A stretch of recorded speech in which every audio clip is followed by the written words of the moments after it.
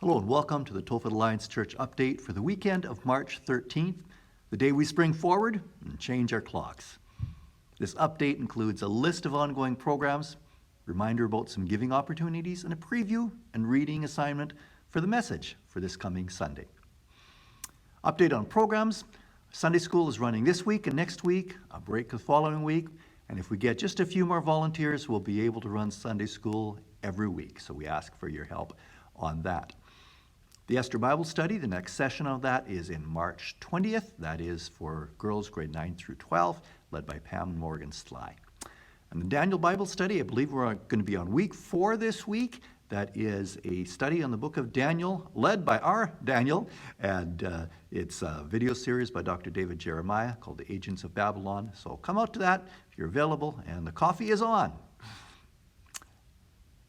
In the coming Sundays, a few things coming up. March 20th, we continue our 1 Corinthians series on living your belief. Before long, it will be Easter. Good Friday is the 15th of April, and Easter Sunday is the 17th. March is the food bank month for our church.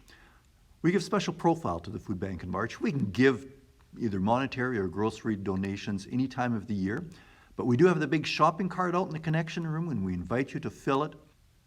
Each church in Tofield takes a turn in giving profile to the food bank for a particular month, and that provides some stable funding and some stable donations for the food bank, and they're so appreciative of it. So we encourage you to give, whether that be in groceries or in monetary donations this month. Thank you so much for your support of the food bank. I want to talk about the war in the Ukraine. I find that the war in Ukraine is hitting closer to home than conflicts in Syria and places in Africa in recent years. I don't know if that's the increased profile in the news, or maybe it's my European heritage, but regardless, my heart goes out to the people of Ukraine. So I ask you to join me in praying for them. And if you want to provide financial support for refugees, you can do so through the Global Emergency Response Fund, which is working with the Church of Christ in Poland to support refugees. I want to read an excerpt from our national website about those efforts. It talks about the current special response Ukrainian refugee ministry. It says, as of February 28th, over 300,000 Ukrainians have fled across the Polish border. In response to this urgent situation, the Christian Missionary Alliance in Canada has connected with the Church of Christ in Poland. As refugees from the Ukraine flood into Poland, church buildings, church camps, and private homes are being used to welcome them. Currently, the Polish people are giving all they can to help. However, there is a need for additional funding to supply food, clothing, shelter, and transportation.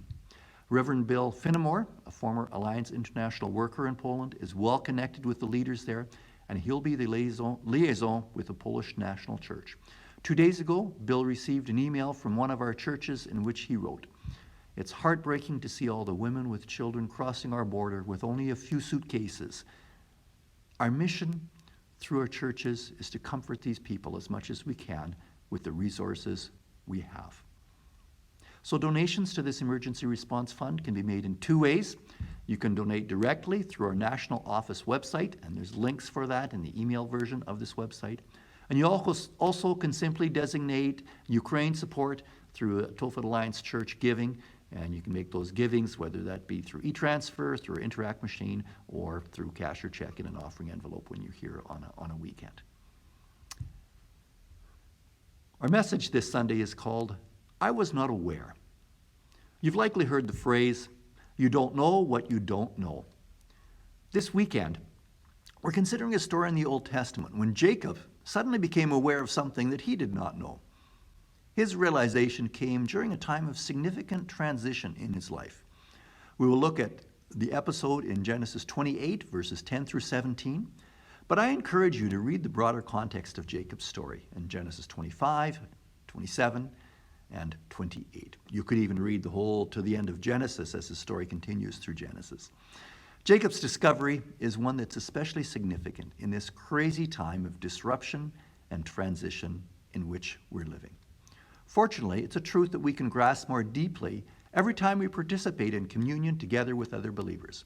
And we're going to be joining in communion this Sunday. So thank you for joining me in this update. Thank you for joining on Sundays at 10 a.m., whether that be in person or via live stream. or at your convenience later online. Take care. God bless.